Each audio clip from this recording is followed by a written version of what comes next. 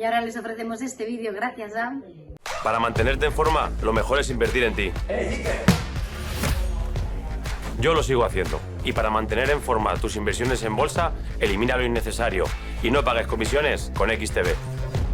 Elige XTB e invierte en acciones y ETFs sin comisiones. Hablaremos con ellos. Os traslado la pregunta a todos, pero me permitís que empiece por Ezequiel.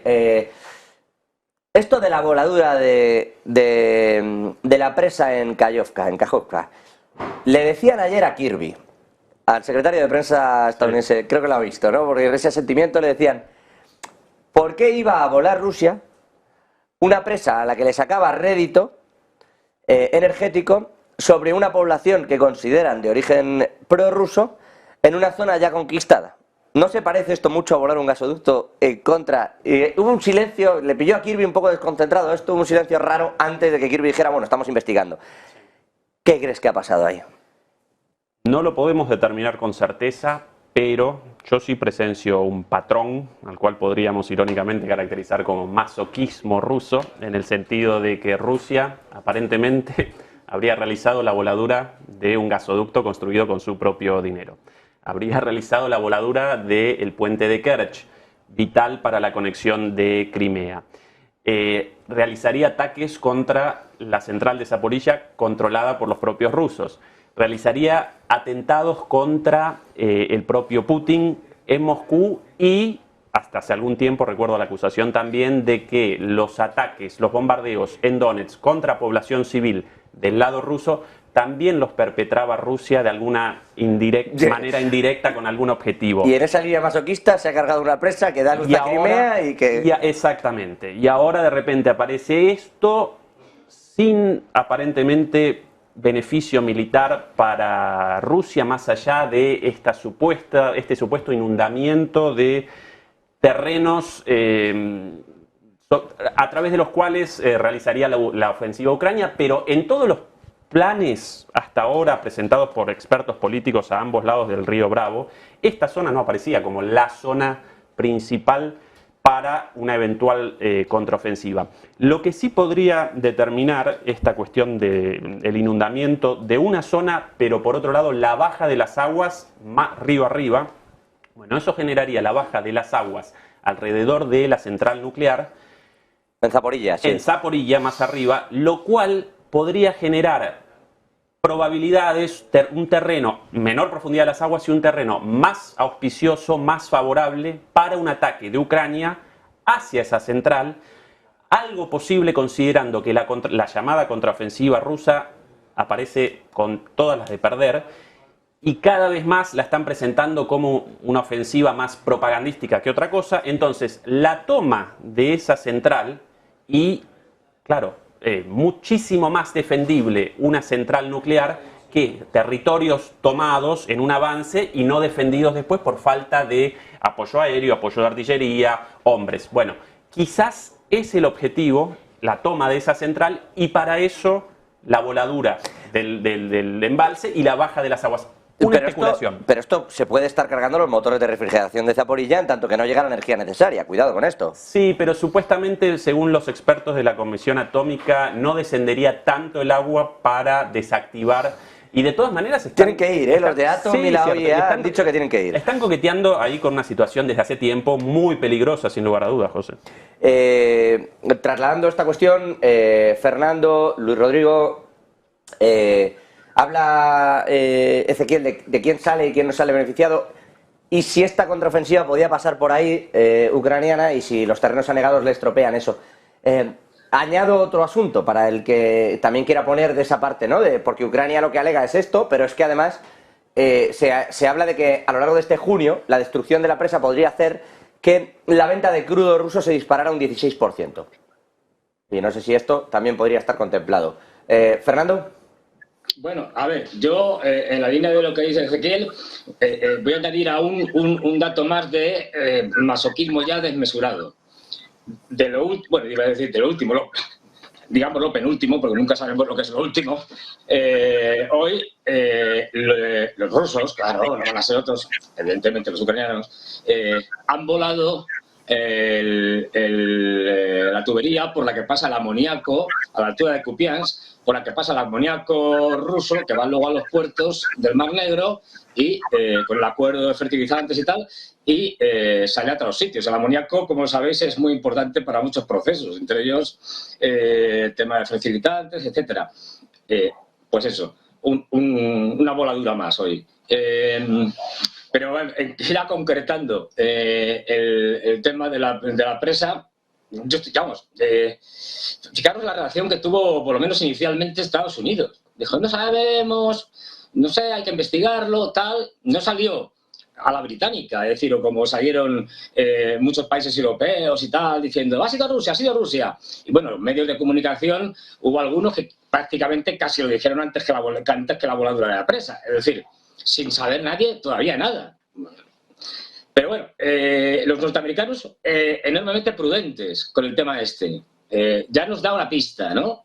Y luego, por supuesto, el que sale perdiendo, como decía Ezequiel, es fundamentalmente Rusia. La línea de defensa que hay en la parte que controla Rusia del río... del río joder, ahora. Del Dnieper, Fernando. Del Dnieper, sí, del Dnieper. Es que lo pongo que lo ponen en ruso y tal, de Dnieper, tal, no sé. Bueno, el Dnieper.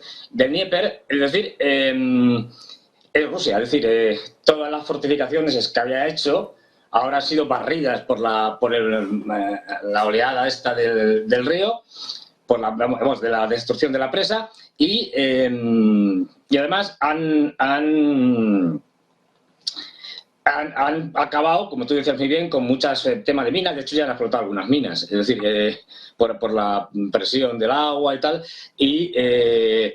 y además, digamos que impide una contraofensiva. Imaginemos, claro, aquí que si los ucranianos, que ya han empezado, según parece, según todos los analistas, la famosa contraofensiva, o ofensiva en este caso, los rusos, si se llegara al caso y tuvieran la posibilidad, puesto que no les saliera bien la ofensiva a los ucranianos, de hacer la contraofensiva, ahí podían tener una vía de penetración que ahora ya no tienen, por lo menos temporalmente, ¿no? Pero luego hay una cosa muy importante, y es que hay un artículo del New York Times, del Washington Post, si mal no recuerdo, y es del año pasado, hace bastante. Entonces, ahí es un artículo largo, extenso, y en uno de los temas están preguntándole al general que llevaba esa zona, donde está la presa, y dice lo siguiente. Dice, los dos puentes fueron atacados con sistemas de cohetes de artillería de alta movilidad M142 o lanzadores HIMARS, que tienen un alcance de 80 kilómetros y quedaron rápidamente intransitables. Dice, hubo momentos en los que cortamos por completo sus líneas de suministro y aún así consiguieron construir cruces, declaró Kovalchuk, que es este general. Y aquí dice... Kovalchuk considera la posibilidad de inundar el río. Los ucranianos, dijo, incluso llevaron a cabo un ataque de prueba con un lanzador HIMARS en una de las puertas de la presa de Nova Kakhovka, haciendo 3 agujeros en el metal para ver si el agua del Dnieper podía elevarse lo suficiente como para obstaculizar los cruces rusos, pero sin inundar los pueblos cercanos. La prueba fue un éxito, dijo Kovalchuk, pero la medida seguía siendo el último recurso. Se mantuvo a la espera. Es decir, estamos hablando de algo del año pasado, publicado por el Washington Post. O sea, no es nada sospechoso. Diciendo que los ucranianos ya habían hecho una prueba de ver, una pequeña prueba de ver hasta qué punto se podía encargar la presa y les salió bien. O sea, sí, veían que, con lo cual, hombre, ya te están dando otra pista. En esa misma línea decía Biden que podía volar el gasoducto con Alemania y que le daba igual. Hablando del norte. Ah, bueno, claro, sí, no, Biden le da igual volar casi todo. Lo digo por aquello de, siempre es raro hablar de algo y que termine pasando. Luis. Sí, aquí, bueno, pues la prudencia yo creo que impera más que en el caso del Nord Stream, en el que pues lo habéis dicho, ¿no? Había acusaciones cruzadas de uno y otro lado, incluso se planteaba la posibilidad de nuevos actores, no solo de Rusia, Estados Unidos, ¿no? También aparecía el Reino Unido por ahí, incluso algún país nórdico, ¿no? Pero aquí, antes de... Bueno, yo no voy a entrar en culpar a uno o a otro porque no tengo las pruebas, por tanto me voy a mantener a la espera, que creo que es lo prudente, y una vez pues que se determine quién ha sido, podremos valorar, ¿no? Hablaba Ezequiel de, bueno, ¿qué gana Rusia con esto? Pues parece ser que gana poco, ¿no? Porque además también la presa es una infraestructura importante para el suministro de Crimea, y Crimea pues está bajo control ruso, ¿no? Pero desde el punto de vista ucraniano esto también tiene riesgos, ¿no? Es decir, ¿qué gana Ucrania con esto? Bueno, pues Ucrania en principio o de momento, aparte de lo que militar y estratégicamente pueda ganar, porque pueda darle una serie de ventajas, de beneficios, pero esto también tiene un impacto, es decir, esto ha supuesto la negación de determinadas zonas. Sí que es verdad que desde el gobierno ucraniano se ha dicho de que, bueno, se ha advertido a la población de que van a ser horas difíciles, 72 en concreto ha dicho 72 horas de dificultad, pero que hay que resistir. Y más allá de eso, bueno, pues habrá que ver si ha sido a cargo o si la voladura ha sido culpa de Ucrania o de Rusia. Más allá de eso, pues también tenemos que tener en cuenta lo que decíais de la central de Zaporilla, y es que Dnieper es lo que surte de agua que sirve de refrigeración de los reactores nucleares. Y bueno, pues si ha sido Ucrania o Rusia, pues habrán tenido que tener en cuenta esta variable. Es decir, la voladura en último término podría causar, no parece ser que vaya a ser así, aunque la Organización Internacional de la Energía Atómica ha dicho que no tiene pruebas independientes más allá de la que le proveen Rusia y Ucrania para armar elementos objetivos de valor, y por tanto también está un poco a la espera, aunque sí se aventura a decir que no supone ningún riesgo para la central de Zaporilla. Pero poner en riesgo este tipo de infraestructuras clave que sí que pueden ofrecer, obviamente, avances o beneficios estratégicos para una u otra parte, pues puede suponer colapso de ciertas zonas, y sobre todo cuando estamos en las inmediaciones de una central nuclear, pues todos tenemos en mente lo que pasó en Chernóbil, ¿no? Como decía, un poco por cerrar el círculo y no extenderme mucho más, habrá que mantenerse a la expectativa. Sí que es verdad que a priori, y digo a priori, el más beneficiado puede ser Ucrania, pero bueno, vamos a esperar que se dilucide y se esclarezca la autoría de los hechos, porque no sería la primera vez que nos inducen a pensar que puede ser causado por quien más beneficio puede reportar, y luego descubrimos que no es así. Bueno, no sería la primera vez, pero también normalmente, bueno, como nos enseñaron a todos, ¿no? Si camina como un pato, tiene pico de pato, patas de pato y hace coac, normalmente, a veces no, pero normalmente es un pato. Creo que está también Antonio Alonso. ¿El qué? ¿Perdona, Luis? No, que otro dicho, ¿no? Como decían las abuelas, piensa mal y acertarás. O sea, también. Eso es, sí. Antonio Alonso, Historia del Pensamiento, Universidad CEU San Pablo. Buenas tardes, que creo que está también ahí al otro lado. Aprovecho para reincorporar esta pregunta, un asunto que decía Vistoletti. No hay riesgo, o parece que los de Atom, la gente de la Organización Atómica, ha dicho que no hay un riesgo. Va a terminar, porque ese coqueteo es real. Antonio, empezando por ti, ¿va a terminar habiendo un problema nuclear en Ucrania a costa de que al final uno que se vea más o menos derrotado en alguna zona diga, oye, pues que hemos empezado con un puente, hemos seguido con un gasoducto, la presa, pues hay un momento que alguien va a decir, mira, pues fuera esto? ¿Vamos a terminar viendo este problema, Antonio? Bueno, yo creo que sí, pero a ver, vamos a ver cómo. Me refiero, yo creo que Ucrania lleva a la desesperada bastante tiempo, llevan meses a la desesperada, buscando un golpe de efecto brutal para meter en la guerra a Rusia de lleno, para meter porque ahora mismo es solo una operación militar especial por su parte y no ha habido movilización total, sino solo parcial, y por meter en la guerra de lleno a Estados Unidos, la OTAN, etcétera, ¿no? Entonces, tenemos el caso de los misiles en Polonia que matan a 2 granjeros, pero aquí no ha pasado nada, ¿eh? Tenemos la cuestión de los ataques a Zaporilla, la central nuclear de Zaporilla, cada 2 por 3, si no todos los días, y aquí no pasa absolutamente nada. Tenemos la voladura del puente sobre el estrecho de Kerch y aquí no pasa nada.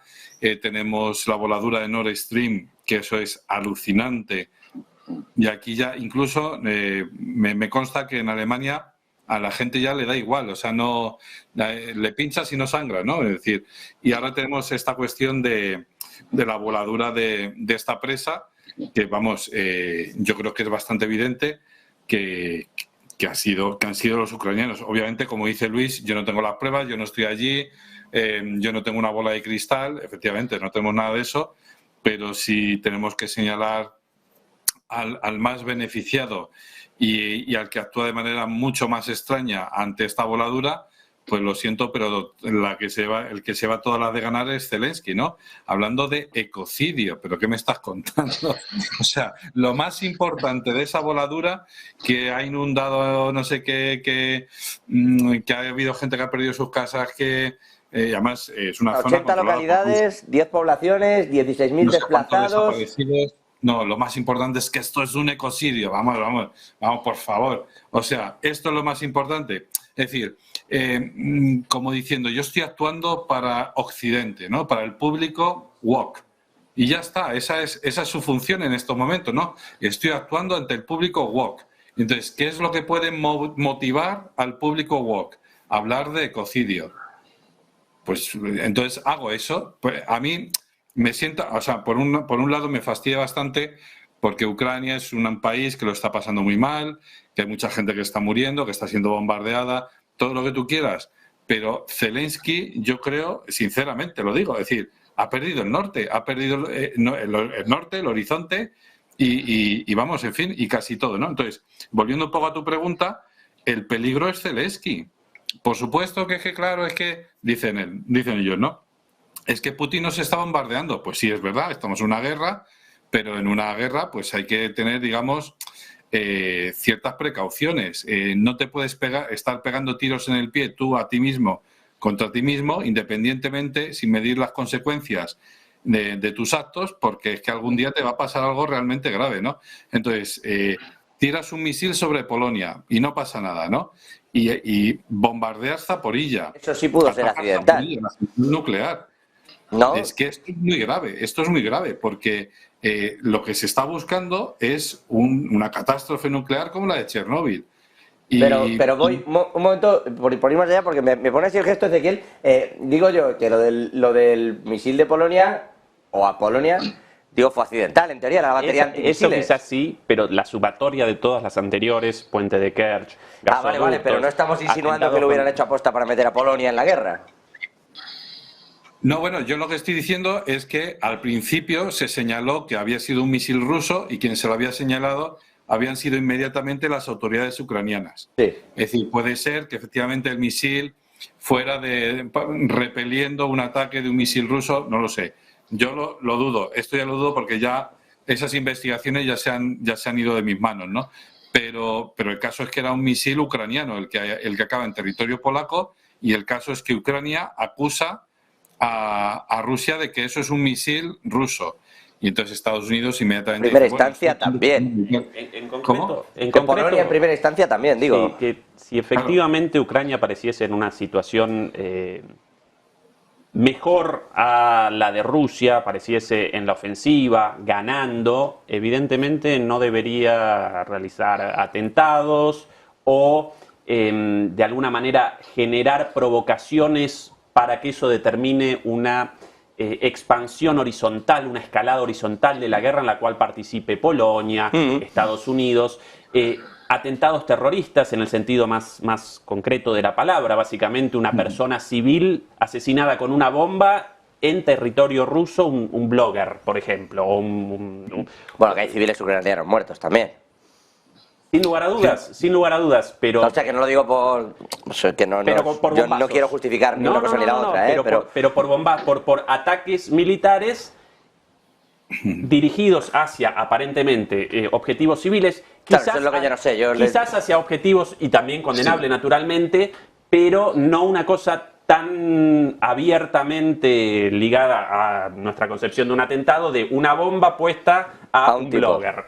Bueno, eso es. Un país en la ofensiva, un país con todas las de ganar en una guerra, como presenta en Ucrania, no realiza ese tipo de acciones. Entonces, eso responde a la situación actual y evidentemente a una pérdida del respaldo de la OTAN cada vez mayor y a la presión de realizar esta contraofensiva, a pesar de que, según todos los analistas a ambos lados del río Bravo, tanto a favor de Ucrania como a favor de Rusia, aparece condenada a, por lo menos, a no alcanzar los objetivos buscados, sino condenada directamente al fracaso. Creo que Antonio iba a decir algo. Luis, Fernando. No, es que al hilo de lo que decía Ezequiel, y que iba a acabar yo la cuestión, pero era coincidente en la línea con lo que está diciendo Ezequiel, y es que, vale, asumamos que Rusia acaba de volar esa presa. ¿Cuál era su objetivo militar? Porque no nos equivoquemos, cuando Rusia hace una acción militar, tiene un objetivo militar, ¿vale? Entonces, si se pone en Bakhmut, uno se pone a lloriquear y decir, ay, no nos están enviando balas y no sé qué, no es para denunciar a Putin ante la comunidad internacional, sino por desgracia, para que el ejército ucraniano envíe ahí más hombres y haga la picadora de carne de Bakhmut. Eso es un objetivo militar, destruir al ejército. No es conquistar territorio. ¿Cuál es el objetivo militar de destruir la presa? Conquistar territorio, pero si ese era su territorio. Es decir, aquí hay que pensar ya, digamos, fuera de lo que nos dicen los titulares de los más media pues generalistas, ¿no? Y hay que pensar ya con lógica en la mano y con la sensatez en la mano y decir, vamos a ver, ¿cuál es el objetivo militar que pretendía alcanzar Rusia con esta acción? ¿Qué sale ganando Rusia con esto? Y respondiendo a esas preguntas, pues lo que dice Luis, dice, hombre, 100% no te lo puedo decir, pero es raro, Voy a ir con